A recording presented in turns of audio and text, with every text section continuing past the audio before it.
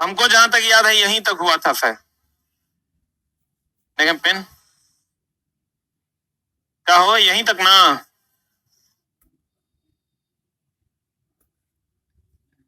सब कुछ synchronous motor का पॉजिटिव की निगेटिव, पक्का यही दिमाग में सेट करना है। क्वेश्चन खट खट खट लगेगा।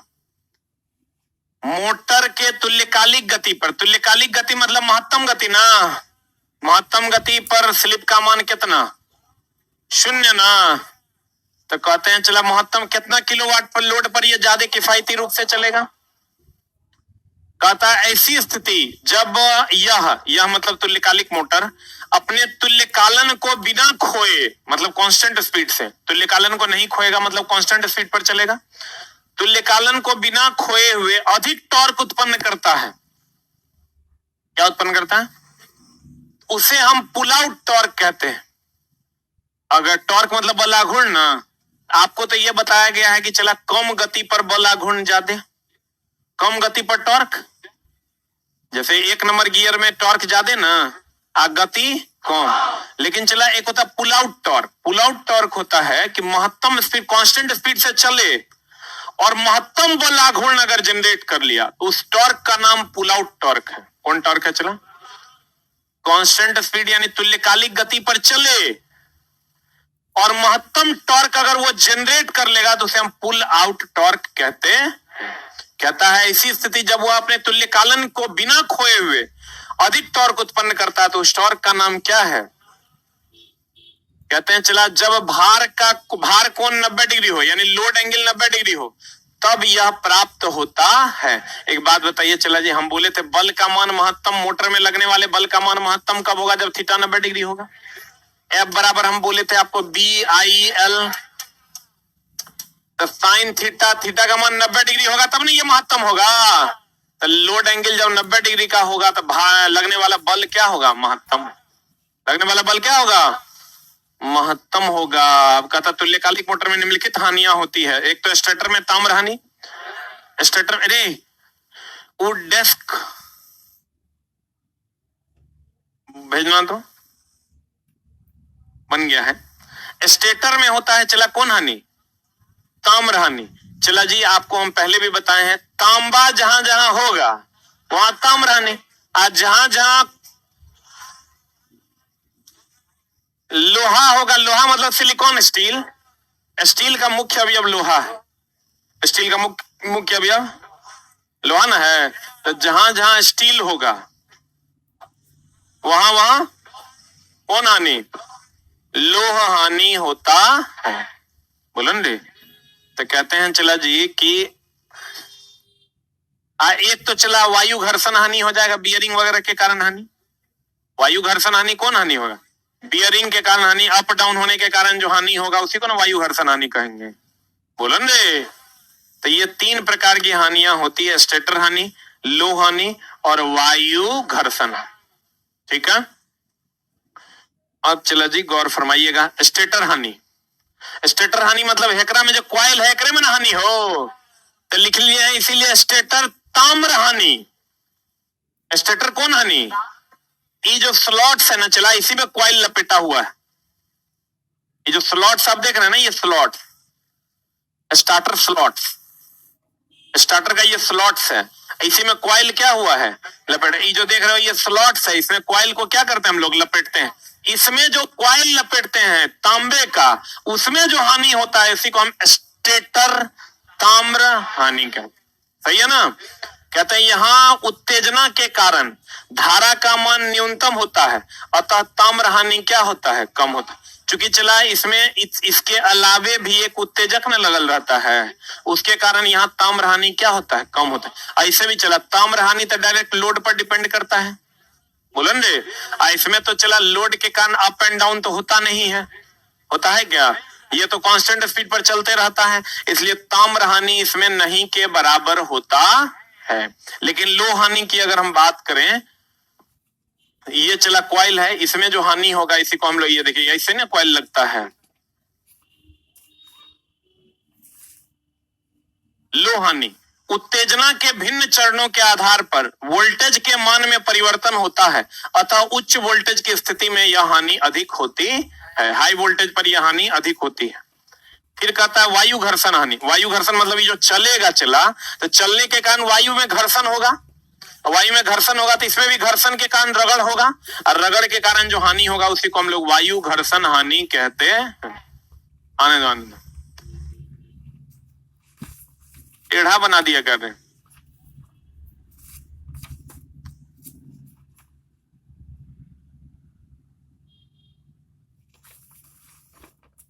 जब बनेवे क्या तनी पलाय उलाय बाहरों सनमाइका लगा देता हूं। हम ही मना किया इसलिए नहीं लगाया ना। यहाँ ले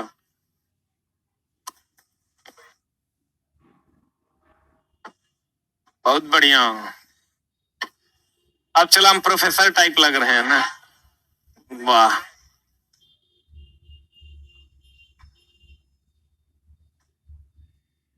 माइक अच्छा इसे बोला मारेंगे चुट्टा।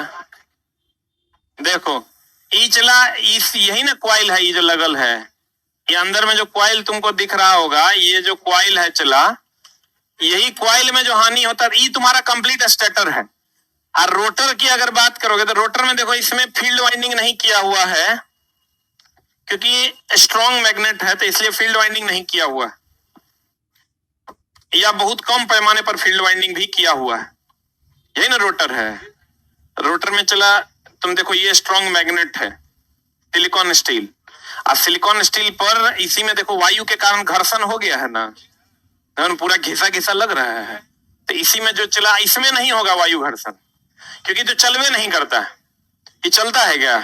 नहीं चलता, तो वायु घर्षण इसमें नहीं के बराबर होता। लेकिन इसमें ये चूंकि रोटर है तो इसमें वायु घर्षण ज्यादा होगा। आपको पूछेगा स्टार्टर में वायु घर्षण होगा कि रोटर में?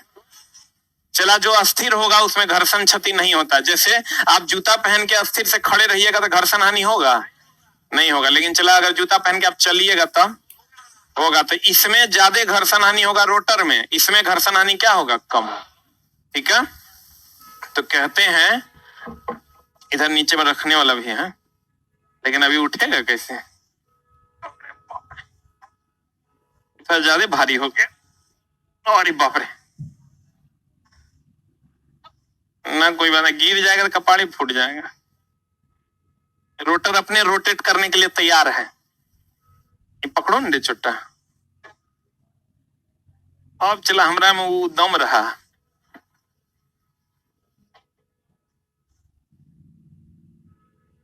इसको और हल्का बनाना चाहिए था।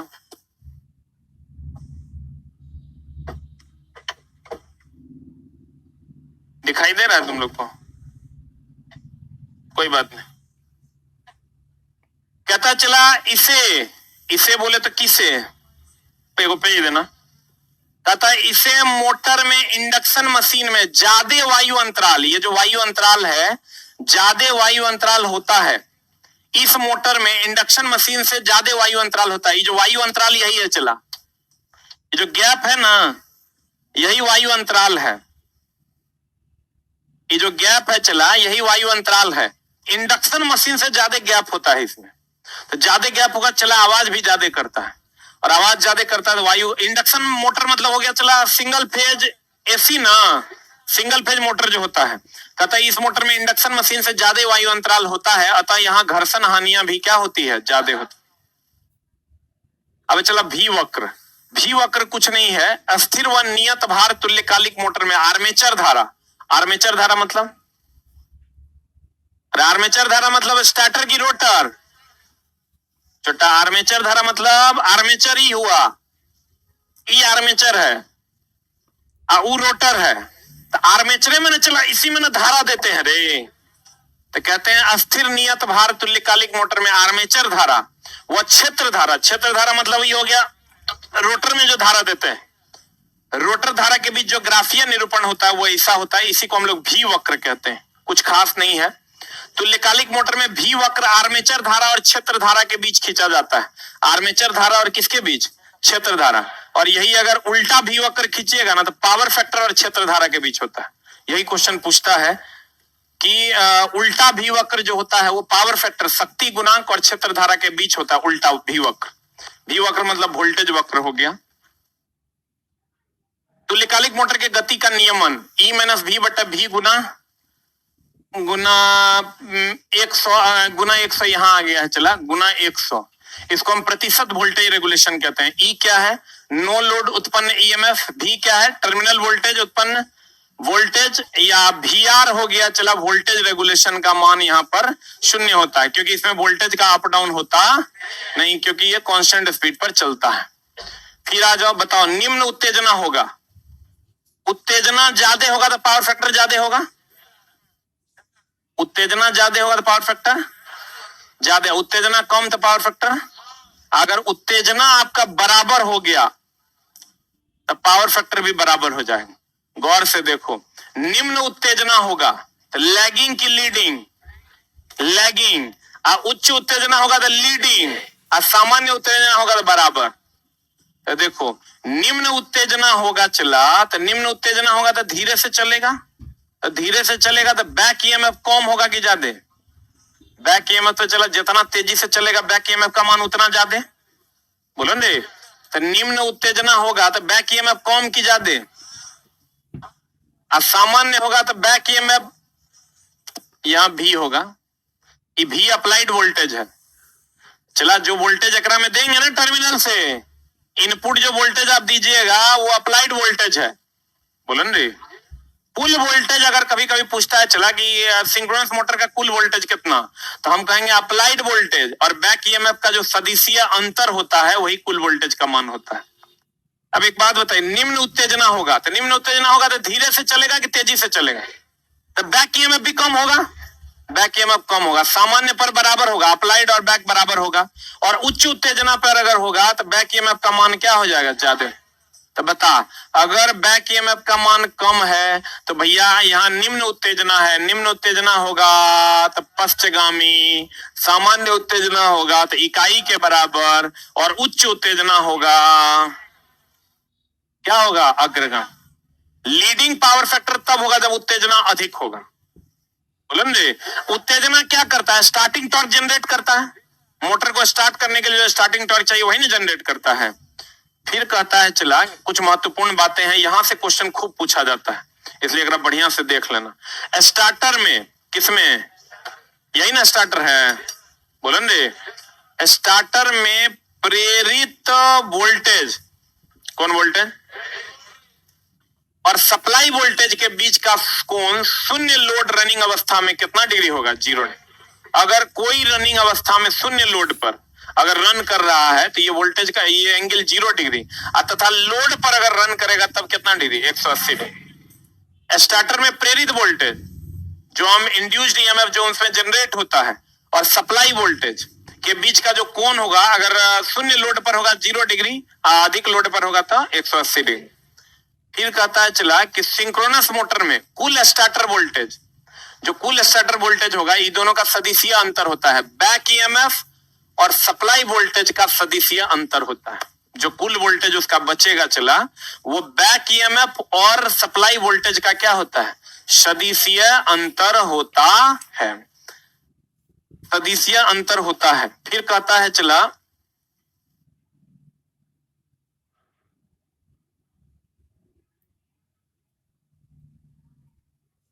देखो, तुल्यकालिक मोटर का जो स्टार्टर होता है, यही ना स्टार्टर है, बोलेंगे। तुल्यकालिक मोटर के स्टार्टर में प्रेरित विरोधी विद्युत वाहक बल केवल रोटर की उत्तेजना पर निर्भर करता है।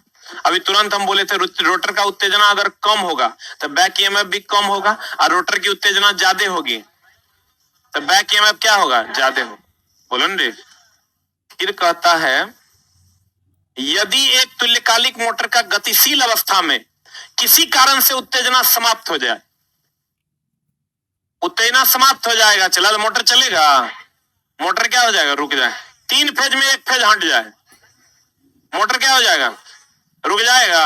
अच्छा एक बात बताओ, चला अगर इसके वोल्टेज में अप डाउन होगा तो इसकी गति में मान लो अप डाउन हो जाएगा, थोड़ा बहुत ही सही। लेकिन अगर उत्तेजना जो हम दिए हैं, जिससे अलग से डीसी सोर्स जो हम लोग देते हैं, ये हमारा मान लीजिए इसमें हम अलग से डीसी सोर्स दिए हुए हैं, इसमें एसी किधर गया, इसमें एसी 3 पेज सप्लाई दिए और यहाँ अलग से डीसी सोर्स दे दिया हम उत्तेजना के लिए। इसका टर्मिनल अगर पॉजिटिव निगेटिव है, निगेटिव पॉजिटिव कर देंगे तो इस पर कोई असर पड़ेगा? कभी कभी क्वेश्चन पूछता है कि अगर उत्तेजना का जो एक्साइटर लगा हुआ है, डीसी एक्साइटर, उसका टर्मिनल को बदल देंगे तो क्या गति पर असर पड़ेगा? कहेंगे नहीं। लेकिन अगर चला स्टार्टर में जो करंट दिए हैं उसका आरवाईबी का फेज सीक्वेंस अगर बदल देंगे तब गति बदलेगा कि नहीं बदलेगा?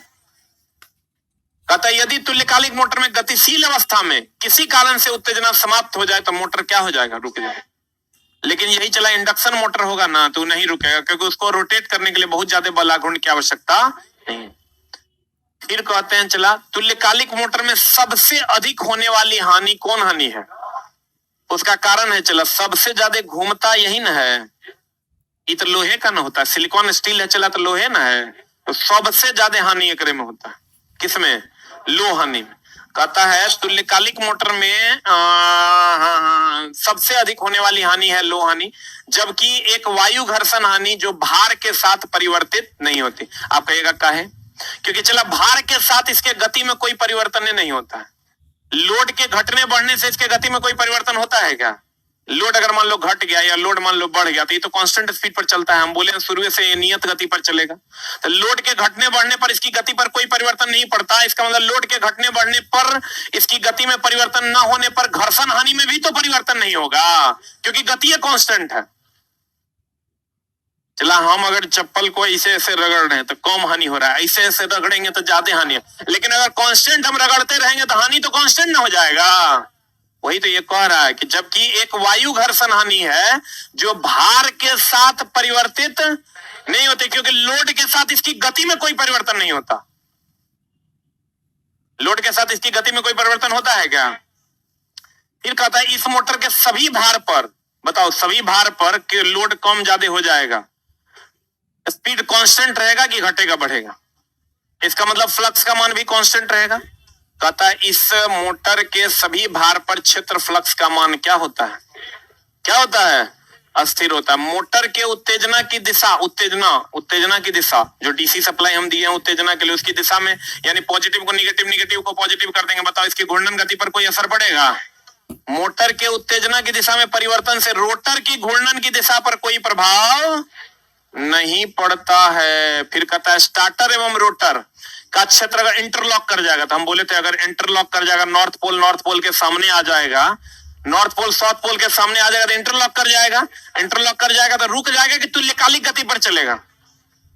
किस गति पर चलेगा? कहता है स्टार्टर एवं रोटर क्षेत्र में इंटरलॉकिंग के कारण तुल्यकालिक मोटर तुल्यकालिक गति पर घूर्णन करता है। तुल्यकालिक गति मतलब कांस्टेंट स्पीड, यही ना था। चला साउथ के नीचे नॉर्थ आ जाएगा, स्टार्टर का साउथ और रोटर का नॉर्थ आमने सामने आ जाएगा तो यही ना इंटरलॉकिंग था। इससे चला तुल्यकालिक गति पर चलेगा। इस मोटर मतलब सिंक्रोनस मोटर में रोटर के खांचों की, बताओ चला रोटर, ये रोटर है ना, ई चला स्टार्टर है, किसमें खांचा ज्यादा है? इसमें। अरे चला ये तो छोटा है, किसमें खांचा ज्यादा है? इसमें तुम लोग खांचा देख भी पा रहा होगा, खांचा इसमें तो नहीं देख रहा है ज्यादा है, किसमें खांचा ज्यादा है? तो क्या लिखा हुआ है पढ़िए। इस मोटर में रोटर के खांचों की संख्या स्टार्टर के खांचों की संख्या से कम होती है। किसकी कम होती है? रोटर की कि स्टार्टर की? हाँ, कहता वाट में रोटर इनपुट का अर्थ है वाट में ही आउटपुट, जैसा जिसमें आप इनपुट दीजिएगा उसी में आउटपुट होगा। वाट में रोटर इनपुट का अर्थ प्रेरण मोटर का तुल्यकालिक वाटेज से होता है। तुल्यकालिक मोटर में इनपुट जिसमें दीजिएगा आउटपुट भी उसी में होगा। फिर कहता है चला वह अधिकतम बल आघूर्ण जिस पर मोटर तुल्यकालन में रहता है उसे हम कौन बल आघूर्ण कहते हैं? तुल्यकालिक बल आघूर्ण कहेंगे। वह बल आघूर्ण जिस पर मोटर तुल्यकालिक गति में रहता है उसे हम तुल्यकालिक बल आघूर्ण कहते हैं। तुल्यकालिक मोटर में दोलन की स्थिति में पल्सेटिंग फ्रीक्वेंसी, पल्सेटिंग मतलब up down, up down frequency के कारण भी होता है। जैसे चला कहता है अगर दोलन की स्थिति में, जैसे अगर कोई मोटर है, सिंक्रोनस मोटर है, वो अप डाउन की स्पीड में चल रहा है, इसका मतलब फ्रीक्वेंसी में कहीं ना कहीं अप डाउन हो रहा है, नहीं तो वोल्टेज के अप डाउन से उसकी गति पर कोई असर नहीं पड़ता। अब 50 हर्ट्ज की फ्रीक्वेंसी फिक्स है और फ्रीक्वेंसी तुम अप डाउन दोगे तो चला उसकी गति में भी क्या होगा, up down up down. Pulse setting, pulse का मतलब चला ये जो हाथ में पल्स लेते हैं तो क्या होता है, अप डाउन। पल्सेटिंग फ्रीक्वेंसी मतलब अप डाउन की फ्रीक्वेंसी दोगे तब मोटर की गति में दोलन आ जाएगा, नहीं तो वोल्टेज के घटने बढ़ने से इसकी गति पर कोई असर नहीं पड़ता।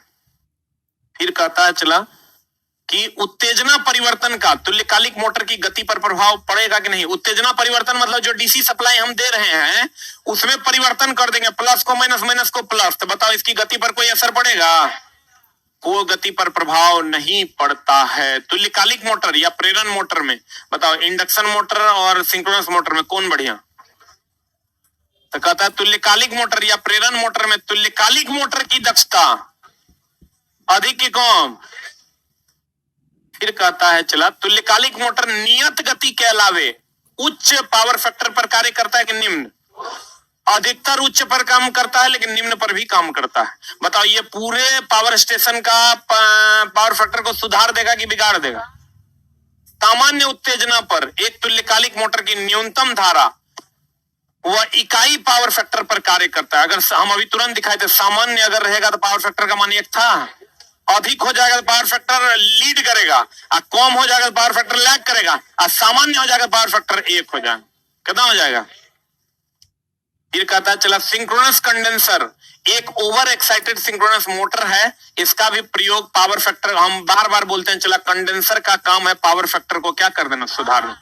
क्यों जानते हो, कंडेंसर वोल्टेज को करंट आवेश को स्टोर करता है और समय आने पर सप्लाई देता है। तो इसका काम है चला जब सप्लाई की जरूरत हो तो सप्लाई दे देना, और जब सप्लाई की जरूरत नहीं तो सप्लाई नहीं देना। इसलिए कंडेंसर हमेशा ध्यान रखिएगा पावर फैक्टर को क्या करता है, सुधार देता है। तुल्यकालिक मोटर जो कि अग्र शक्ति गुणांक पर कार्य कर रहा है एवं कोई यांत्रिकी इससे चल नहीं रही है, इसे ही तुल्यकालिक कंडेंसर के रूप में जाना जाता है। बताइए तुल्यकालिक कंडेंसर अगर लगा दिए पावर फैक्टर हाई होगा, अब पावर फैक्टर हाई होगा मतलब लीड करेगा कि लैग करेगा, अतः लीड करेगा चला तो शक्ति गुणांक पर, इसका मतलब अगर तुल्यकालिक मोटर जो कि अग्र शक्ति गुणांक मतलब लीडिंग पावर फैक्टर पर कार्य कर रहा है और यंत्र कोई भी मशीन उससे लगा हुआ नहीं है, कोई मशीन उससे लगा हुआ नहीं है, तो बताइए इसे तुल्यकालिक कंडेंसर के रूप में देखा जा सकता है, क्योंकि इसका मतलब कंडेंसर लगा हुआ है जो पावर फैक्टर को क्या कर रहा है, सुधार रहा है। फिर कहता है चला कि लघुपथन मतलब शॉर्ट सर्किट, लघुपथन मतलब की स्थिति में सिंक्रोनस मशीन का शक्ति गुणांक कितना हो जाता है, 0। जब शॉर्ट सर्किट हो जाएगा तो कुछ बचेगा चला। फिर कहता है जब एक तुल्यकालिक मोटर कम उत्तेजना पर कार्य करता है, तो बताओ कम उत्तेजना होगा तो लैगिंग पावर फैक्टर की लीडिंग पावर फैक्टर, तो इसका शक्ति गुणांक पश्च होगा कि अग्र होगा, और ज्यादा उत्तेजना होगा तो अग्र होगा, अब सामान्य होगा तो 1 होगा, सामान्य होगा तो कितना होगा 1। बड़े मोटर जनरेटर सेटों में प्रायः तुल्यकालिक मोटर का प्रयोग किया जाता है। जितना भी बड़ा मोटर या जनरेटर है चला उसमें हम लोग तुल्यकालिक मोटर का ही प्रयोग करते हैं। तुल्यकालिक मोटर हम बोले पूरे संस्थान का पावर फैक्टर सुधार देगा, क्योंकि कहता है कि मेरे में इनपुट वोल्टेज कम ज्यादा भी दोगे तो मेरा स्पीड क्या रहेगा, कांस्टेंट रहेगा। आपको कहेगा बड़े बड़े कंपनियों में किस मोटर का उपयोग किया जाता है, तुल्यकालिक मोटर, सिंक्रोनस मोटर का प्रयोग किया जाता है। किसी मोटर में को एक जनरेटर के रूप में कार्य करने के लिए उसके रोटर को उसके स्टार्टर की तुल्यकालिक गति से अधिक तेज गति से घूर्णन करना चाहिए। चला कहता है कोई मोटर है वो जनरेटर के रूप में कार्य करने के लिए उसके रोटर को उसके स्टार्टर की तुल्यकालिक गति से अधिक तेज गति से घूर्णन करना चाहिए। मतलब कहने का यह है कि तो जनरेटर का मेनली स्पीड चला ज्यादा होता है, किसकी तुलना में, सिंक्रोनस मोटर की तुलना में। जब उससे आपको कहेगा जनरेटर का स्पीड ज्यादा कि मोटर का स्पीड ज्यादा, तो हम कहेंगे सिंक्रोनस मोटर से ज्यादा स्पीड पर अगर कोई काम करेगा तो उसको हम जनरेटर के रूप में देख सकते हैं। फिर कहता है चला कि 3 फेज सिंक्रोनस मोटर को स्टार्ट करने के लिए बताइए क्या क्या चाहिए। एसीए सप्लाई चाहिए कि डीसीओ चाहिए, एसी चाहिए स्टार्टर में, और उत्तेजना के लिए क्या चाहिए, कहता है 3 फेज सिंक्रोनस मोटर को स्टार्ट करने के लिए 3 फेज एसी व डीसी दोनों सप्लाई देनी पड़ती है, या डबल एक्साइटेशन मोटर भी होता है। फिर कहता है तुल्यकालिक मोटर के स्टार्टर कौन? स्टार्टर मतलब यही ना।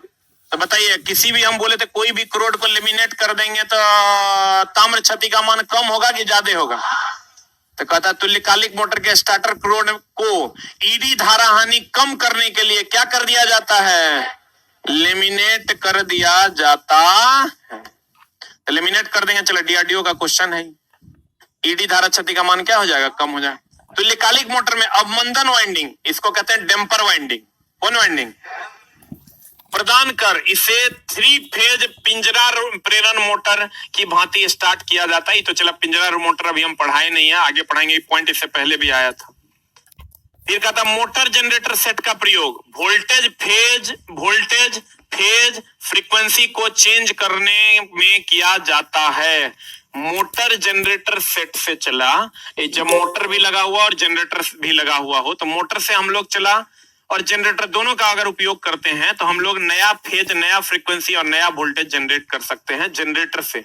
मेनली किससे जनरेट कर सकते हैं? जनरेटर से। एक लाइन में यही समझिए, अगर जनरेटर आपके पास है तो आप नया फ्रीक्वेंसी, नया वोल्टेज, नया फेज सीक्वेंस जनरेट कर सकते हैं। फिर कहता चला, इसमें एसी मोटर के रूप में इंडक्शन मोटर और सिंक्रोनस मोटर का प्रयोग किया जाता है। इसमें एसी मोटर के रूप में चला, किसका उपयोग किया जाता है? इंडक्शन मोटर या सिंक्रोनस मोटर। मतलब एसी मोटर के रूप में दो गुण है, या तो सिंगल फेज होगा तो इंडक्शन मोटर हो जाएगा, या तो 3 फेज होगा तो क्या हो जाएगा? सिंक्रोनस। और डीसी मोटर अलग है। इंडक्शन की घटना केवल एसी में होती है। चला, इसमें होती है। अगर हम एसी मोटर की बात करें तो एसी मोटर मेरे पास दो गुण है, या तो सिंक्रोनस मोटर है या तो क्या है? Induction motor. और डीसी मोटर अलग है। बोलन रे, यानी एसी मोटर के कितने भाग? कौन कौन? इंडक्शन मोटर और सिंक्रोनस मोटर। डीसी और इंडक्शन मोटर, डीसी और इंडक्शन और सिंक्रोनस। देखो, मोटर क्या होगा? या तो डीसी मोटर होगा, या तो सिंगल फेज हो गया तो इंडक्शन मोटर होगा, या सिंक्रोनस मोटर का प्रयोग विद्युत ऊर्जा को यांत्रिक ऊर्जा में परिवर्तित करने के लिए किया जाता है। चला, कहने का मतलब यह हुआ, या तो डीसी मोटर हो, इंडक्शन मोटर हो, या सिंक्रोनस मोटर हो, सबका काम तो यही ना है। चला कि विद्युत ऊर्जा को यांत्रिक ऊर्जा में क्या कर देना? बदल देना। अब चला, गौर फरमाइएगा, हमको ही बताइए। मोटर हो गया आपका मेनली 3 प्रकार का। एगो डीसी मोटर हो गया, बढ़िया समझिएगा। चला, एगो कौन मोटर हो गया? एगो सिंक्रोनस मोटर हो गया, जिसमें 3 phase supply plus DC supply देके चलाते हैं। और एगो इंडक्शन मोटर हो गया। सही की गलत?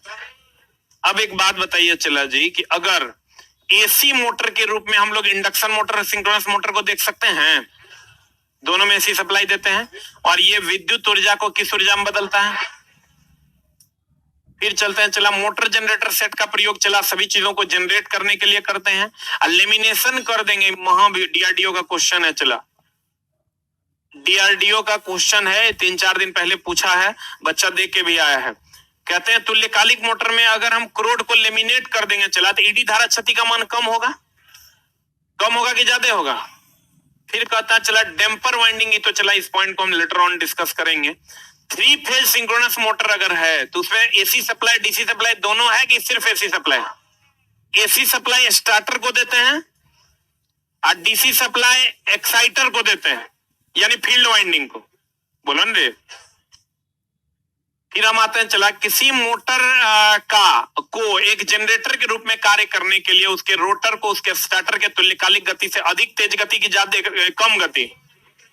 फिर कहता है मोटर जनरेटर सेट प्राय तुल्यकालिक मोटर का प्रयोग कर। जितना भी कंपनी है सब जगह सिंक्रोनस मोटर का प्रयोग करते हैं, इंडक्शन मोटर का ना, डीसी मोटर का तो प्रयोग नहीं है करेंगे चला, क्योंकि उतना डीसी सप्लाई हम कहां से लाएंगे? डीसी एक लाइन हमेशा ध्यान रखिएगा चला, जब भी बड़े पैमाने पर जनरेट करने की बात होगी तो एसी जनरेट कर सकते हैं, डीसी जनरेट नहीं किया जा सकता। और डीसी जनरेट छोटे पैमाने पर किया जा सकता है, क्योंकि उसको जैसे मान लो कि मोटरसाइकिल है तो मोटरसाइकिल में तार लेके यहाँ से हम घर तक नहीं तार कहेंगे, तारे को जोड़ दो और मोटर चलेगा तो हम जाएंगे। रिक्शा है, ई रिक्शा है, तो चला सब डीसी मोटर है। इसलिए डीसी मोटर है क्योंकि ऊर्जा वहां स्टोर होता है, स्टोर करके उसको सप्लाई मिलता है जिससे वो चल पाता है। तो चला कहते हैं बड़े जनरेटर, जहां भी बड़ा बड़ा जनरेटर लगा हुआ है या मोटर लगा हुआ है सब जगह एसी की डीसी। फिर कहता है चला शॉर्ट सर्किट हो जाएगा तो पावर फैक्टर कितना हो जाएगा? 0, 0 की कम। आज चला बताओ, अगर बैक ईएमएफ का मान कम है इसका मतलब स्पीड भी कम है, इसका मतलब उत्तेजना भी कम है, तो लैगिंग की लीडिंग। और अगर बैक ईएमएफ का मान, बैक ईएमएफ मेनली चला क्या है, ये जो चला हम इसमें घुसाएंगे। और चला जनरेटर और मोटर की अगर हम बात करें, बड़ा यार भारी हो गया ये, का कोई जुगाड़ करना हो, चक्का लगा दें। ये चला, ये अगर इसमें घूमेगा, मान लो ये मोटर है, क्या है ये, यहां से चला करंट सप्लाई देंगे, करंट सप्लाई देंगे तो घूमने लगेगा, तो घूमने लगेगा तो जनरेटर भी तो यही है। जब ये जनरेटर में क्या होता है, इसको घुमाते हैं तो यहां से विद्युत निकलने लगता है। तो चला ई कहता है कि अगर तुम हमको घुमाओगे ना तो हम इसका फ्लक्स जो जनरेट हो रहा है इसमें, इससे कट जाएगा, तो कट जाएगा तो ईएमएफ जनरेट हो जाएगा। तो तेजी से घुमाओगे तो ज्यादा ईएमएफ जनरेट होगा, बैक ईएमएफ, इसको बैक ईएमएफ कहते हैं। एगो ईएमएफ यहां से दे रहे हैं, ये सप्लाई वोल्टेज हुआ, ये जो घूमने के कारण जो जनरेट हो रहा है बैक ईएमएफ हुआ, बोलो रे। तो जितना तेजी से, जितना ज्यादा एक्साइटेशन होगा उतना ज्यादा बैक ईएमएफ जनरेट होगा। जितना ज्यादा एक्साइटेशन होगा पावर फैक्टर उतना बढ़िया है कि खराब है? तो चला बताइए, अगर पावर फैक्टर बढ़िया है इसका मतलब एक्साइटेशन ज्यादा है कि कम है? पक्का ना? तो कहते हैं चला देखना रे, गिरतो तो बाबू गड़बड़ा तो।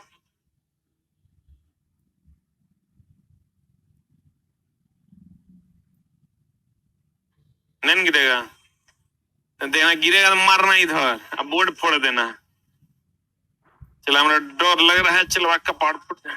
अच्छा रुक, नहीं गिरेगा, इधर कर देंगे,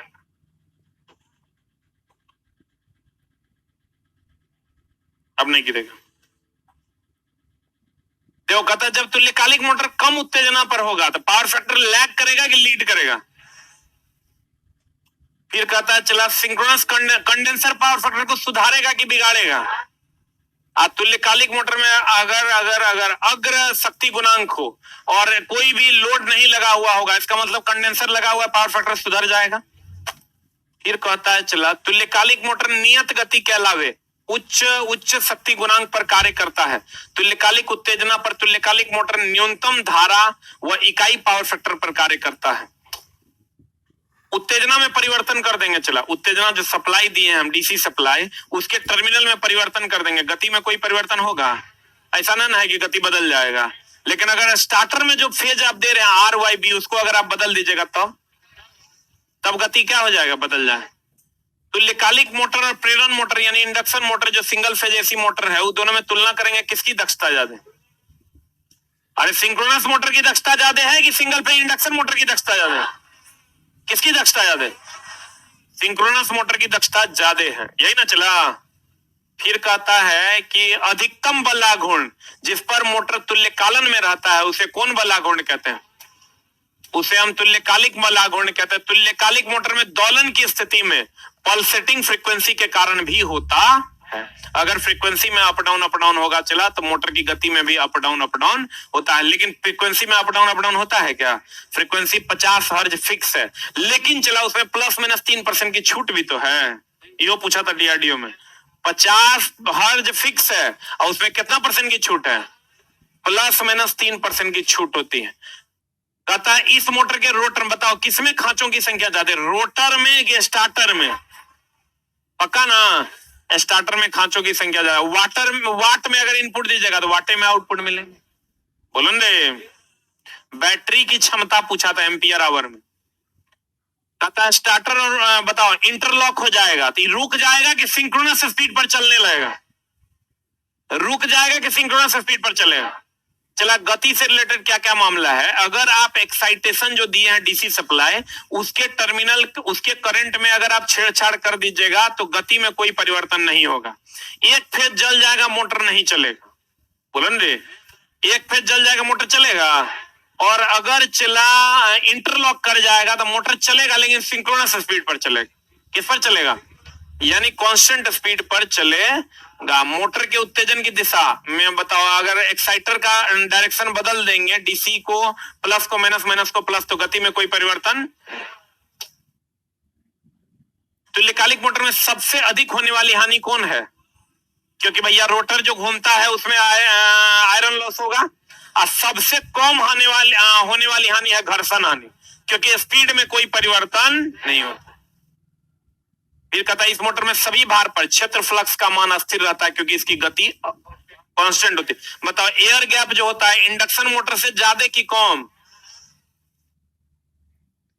फिर कहता है यदि तुल्यकालिक मोटर गतिशील अवस्था में किसी कारण से उत्तेजना समाप्त हो जाए तो मोटर रुकेगा कि चलेगा? पक्का ना? चला बताओ ओवरलोडिंग हो जाएगा तब भी मोटर रुक जाएगा। नो लोड पर, सामान्य लोड पर गति जो होगा वो कांस्टेंट होगा कि घटेगा बढ़ेगा? लेकिन ओवरलोडिंग होगा तब क्या हो जाएगा? रुक जाएगा। Very good. तुल्यकालिक मोटर के स्टार्टर में प्रेरित विद्युत वाहक बल केवल रोटर की उत्तेजना पर निर्भर करता है। फिर कहता है चला सिंक्रोनस मोटर में कुल, बताओ जो कुल वोल्टेज हम निकालेंगे वो तो बैक ईएमएफ जो जनरेट होगा, जो सप्लाई वोल्टेज होगा, उसका जो सदिशीय अंतर होगा उसी से हम कुल ईएमएफ निकालते हैं। मतलब बैक ईएमएफ अगर गति ज्यादा है तो बैक ईएमएफ क्या होगा? गति कम है तो पक्का। गति ज्यादा कब होगा? जब उत्तेजना ज्यादा होगा कि कम? और जब उत्तेजना कम होगा तो गति यानी बैक ईएमएफ भी कम होगा। बोलो ना रे। कहता है स्टार्टर में प्रेरित वोल्टेज सप्लाई वोल्टेज के बीच का कोण शून्य लोड पर रनिंग अवस्था में कितना डिग्री? फुल लोड पर कितना डिग्री? क्लियर है? चलो बताओ तुल्यकालिक मोटर एक लाइन में अगर कहें तो हम ये कह सकते हैं कि ये कांस्टेंट स्पीड पर चलता है। बड़ी बड़ी कंपनियों में हम कौन सा मोटर लगाएंगे? तुल्यकालिक मोटर।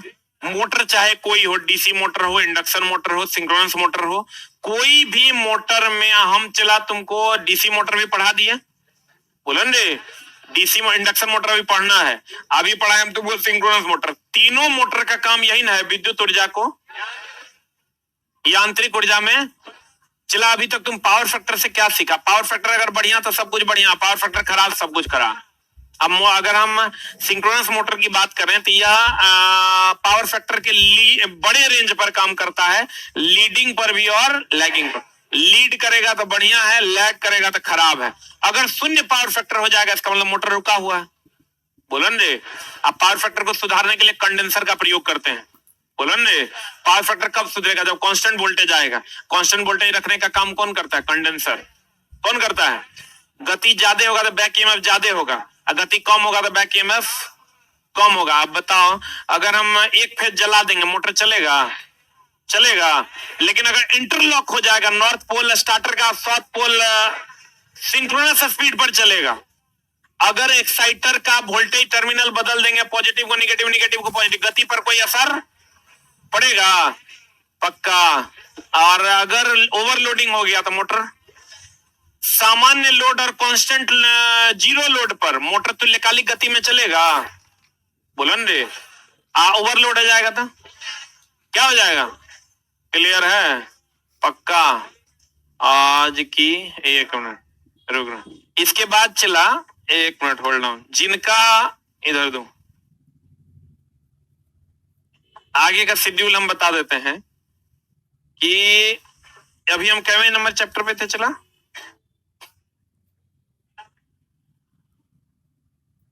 रुक जा भाई, सिंगल फेज इंडक्शन मोटर पे ना, नहीं इसके बाद वही ना है। रुक जा, 14 नंबर और 15 नंबर जो चैप्टर है चला, इसको अभी हम बचा के रख रहे हैं। 3 से 4 क्लासेस में, 3 क्लासेस में 3 क्लासेस में लगना है, इसलिए बचा के रख रहे हैं कि अभी तुम लोग का जो नहीं पढ़ा हुआ है वो है मैग्नेट। तो थोड़ा सा और पढ़ लोगे तब इसमें फिर आएंगे तो थोड़ा ज्यादा समझ में आएगा।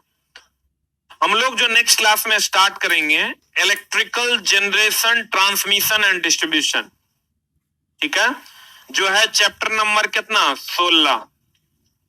चैप्टर नंबर कितना है? 16। चला ये जो 16 नंबर चैप्टर है, इससे पहले हम आपका एगो टाइमिंग हम चला बदल रहे हैं 7 से 8, 8 से 9। 7 से 8 में हम कर रहे हैं, वो बैच का जो शाम में हम ले रहे हैं, उसमें आप लोग भी सादर आमंत्रित हैं, ठीक है। उसमें आ करके आप अपना अगला चैप्टर पढ़ सकते हैं। चैप्टर होगा, अभी तो हम सेल एंड बैटरी पढ़ाएंगे, सेल एंड बैटरी उसमें चल रहा है। 1-2 क्लास और लगेगा, 2 क्लास और लगेगा सेल एंड बैटरी का, उसको खत्म कर देंगे। उसके बाद आप लोग का हम बेसिक ऑफ इलेक्ट्रिसिटी उसमें शुरू करेंगे। जिनका बेसिक ऑफ इलेक्ट्रिसिटी और मैग्नेट नहीं पढ़ा हुआ है वो दोनों बैच करेंगे। एक दिन आएंगे 5 बजे इस बैच में, बोलेंगे कितने लोगों का बेसिक ऑफ इलेक्ट्रिसिटी पढ़ा हुआ है? पढ़ा हुआ है? आज तक इतना छोटा बैच हम पढ़े हुए नहीं किए हैं यार, बच्चा सब मर गया, बाकी सब तू ही लोग एगो जिंदा बच गया है। 6 बच्चा बैठा के पढ़ाए थे हम। अब ऐसा न कंडीशन ला देता है कि बैचे नहीं हटेगा एकरा में।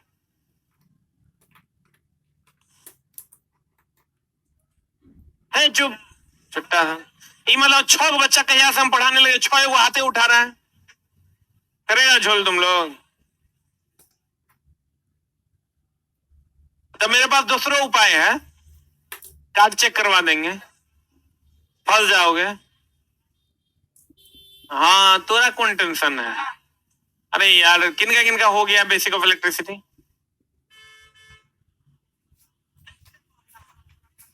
अच्छा इतना खाली तो कम से कम कर दो, इतना जिनका हो गया है वो नहीं आएगा, ठीक है, सब आएगा। आके क्या मिले, झूठे सिप छकेगा ना उसको चला 7 से 8 कोई सेटिंग है नहीं तुम लोग होने देगा मेरा। अच्छा कोई बात नहीं, अभी तुम पढ़ो। डेली हम यही सोचते हैं कि अब सेटिंग हो जाएगा। अगला चैप्टर जो है, 1 मिनट रुको, टाइम टेबल थोड़ा सा चेंज चला, electrical generation, transmission and distribution, यहां से चला। किसी पिछले चैप्टर से इसको कोई मतलब नहीं है, तो आपको कोई दिक्कत नहीं होने जा रहा है। ये जो आप 2 चैप्टर में दिक्कत झेले होंगे, हम चला तब भी थोड़ा थोड़ा करके पढ़ाए हैं। जो वैसे ये तीनों चैप्टर 13, 14, 15 चला आपके सिलेबस में नहीं है, लेकिन फिर भी हम आपको पढ़ा दिए। लेकिन ये जो 16 नंबर चैप्टर जो अगला हम शुरू करेंगे चला, 75 क्वेश्चन रहेगा, तो 12 क्वेश्चन यहीं से रहेगा, 10 से 12 क्वेश्चन। इसलिए थोड़ा बढ़िया से इसको पढ़ो। और इंटरेस्टिंग बात यह है कि पीछे कितनों कुकर्म किया है तो यहां से समझ में आएगा, ठीक ना। और दूसरा चला, शनिवार को आपकी क्लास बंद है, इसलिए बंद है कि मकर संक्रांति है और न टीचर रुक रहा है चला, न स्टाफ, क्योंकि चला वो लोग को भी छुट्टी चाहिए। और 1 मिनट, टेस्ट होगा। एक चीज और चला, तुम लोग से मेरा कंप्लेन है। आपको क्या कंप्लेन है कि हमको ऐसा लगता है कि तुम लोग टेस्ट में कुछ बच्चे तो सारे लगभग 80% टेस्ट दे रहे हैं ड्राइवर का, जो ड्राइवर का शनिवार वाला टेस्ट होता है। ड्राइवर का टेस्ट चला आप रेगुलर लगाइए, नहीं तो आप बुरे तरीके से फंस जाइएगा। इसलिए फंसिएगा चला, हम बता देते हैं, आने वाले फ्यूचर में अगर तुम सोचो कि बिना ड्राइवर के वैकेंसी आए हुए यहाँ इतना भीड़, 1 सीट की जगह है कहीं? है कहीं? इतना बड़ा हॉल है चला, 1 सीट का जगह नहीं। अगर ड्राइवर का भूल से भी वैकेंसी चला आ गया, गलती से भी, तो थोड़ा लगता है 1 किलोमीटर का लाइन एडमिशन के लिए लग जाएगा। तो चला समस्या ये है कि उस टाइम हम तुम्हारे लिए कुछ नहीं कर पाएंगे।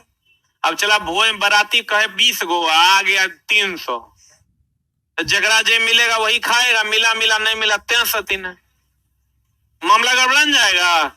तो चला आप ही समझ, चला इसको अनसीरियस नहीं लेना। हम पिछले बैच में भी समझाए हैं बच्चा को कि आपके पास 2 ऑप्शन है, या तो चला गुरुजी की बात मान लीजिए, जिंदगी भर केकरो बात नहीं मानना पड़ेगा, या तो मेरी बात आप नहीं मानिए, जिंदगी भर दूसरे की बात माननी पड़ेगी। अब फंस जाइएगा बुरे तरीके से। लाइफ को चला सब काम करना, जो स्टडी टाइम है ना उसको मजाक में नहीं लेना चला, बहुत बुरे फंसोगे, बहुत बुरा। मतलब यहाँ जाने के बाद तो कदम नहीं चलेगा जिंदगी में, 1-1 कदम तोरा लिए भारी हो जाए। इसलिए चला तुम ये सोचो, तुम बैठो, तुमको लगना है ना कि आज टेस्ट है, तुम्हारा दिल कहेगा या दिमाग कहेगा कि नहीं जाना है, तुम ये संकल्पित हो जाओ कि हमको जाना है। सुनवे नहीं करोगे, से बात करोगे तब नहीं बोलेगा हाँ या ना। इससे बात मत करो चला, नहीं तो हमेशा आराम के मुद्रा में रहता है। दिमाग से बात किया चला। एक बात ईमानदारी से बताइए चला, आप जब एग्जाम हॉल से निकलते हैं और आपका क्वेश्चन बन जाता तो आपको नहीं लगता है कि सभी चीजों का प्रतिफल आज हमको मिल गया? और नहीं बनता है तो आपको ये लगता है कि जितना हम कुकर्म किए हैं सबका फल आज मिल गया। एक दिन की खुशी से पूरा जिंदगी बदल जाएगा। चला, या मेरे बाबूजी कहते थे जब हम लोग सुतल रहते थे, ऐसे सो रहे हैं, तो कहते थे जो सोएगा सो खोएगा, जो जागेगा सो पाएगा। चला, 2 रोटी रात में खाते थे और 2 रोटी बचा के रखते थे कि खाली पेट रहेगा तो नींद खुल जाएगा। मेहनत करना पड़ेगा दोस्त, ये समझ ले। कोई भी चला, आज कोई भी अगर अपने मुकाम तक पहुंचा है तो उसके पीछे उसका बड़ा सा मेहनत। आप 2 रोटी खा लेते थे और 2 चला ढक के रख देते थे। भूख लगेगा तो नींद खुलेगा, नींद खुलेगा तब पढ़ेंगे। हम आपको ये काम करने नहीं कह रहे हैं, क्योंकि सब आप जो मेन बैरियर था वो आप पार करके यहाँ तक पहुंच गए हैं। अब आपके लिए बहुत ज्यादा बहुत हाई फाई मेहनत की जरूरत नहीं है, लेकिन चला जो जेन्युइन मेहनत है वो करना पड़ेगा। तो कर कोई उपाय नहीं है। अगर ड्राइवर का टेस्ट देना है चला, तो थोड़ा दिल कहेगा कि मत जाओ, तुम एकदम दिमाग को समझाओ कि हमको जाना है, हम ही काम करेंगे, एक बात तू जो कहेगा वो सुन लेंगे। लेकिन ये बात पे किसी का नहीं सुनना, अपना कदम को इंस्ट्रक्शन दो कि हमको जाना है और हमको टेस्ट देना। नहीं तो चला बात करोगे नहीं सबसे तो ई दोनों उलझा देगा, तो उलझा देगा। उसके बाद चला तो और कोई नहीं सुनेगा। हम बार बार बोलते हैं ड्राइवर की वैकेंसी लाइफ में 2 बार आना है, 2 बार में चला तो 10 साल पार कर जाएगा।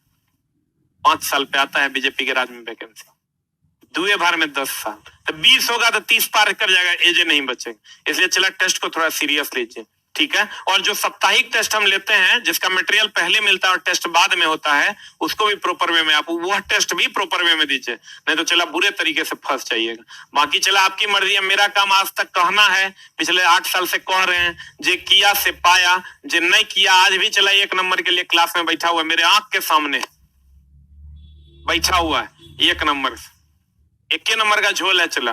बाकी 70 65 सबको आता है, 71 लाने वालों का चला इज्जत है। बाकी 70 तो कितना पढ़ा, क्या किया, केकरा पास पढ़ा होकर कोई वैल्यू नहीं। बाकी चला आप समझदार हैं, देख लीजिए। Thank you very much. और एक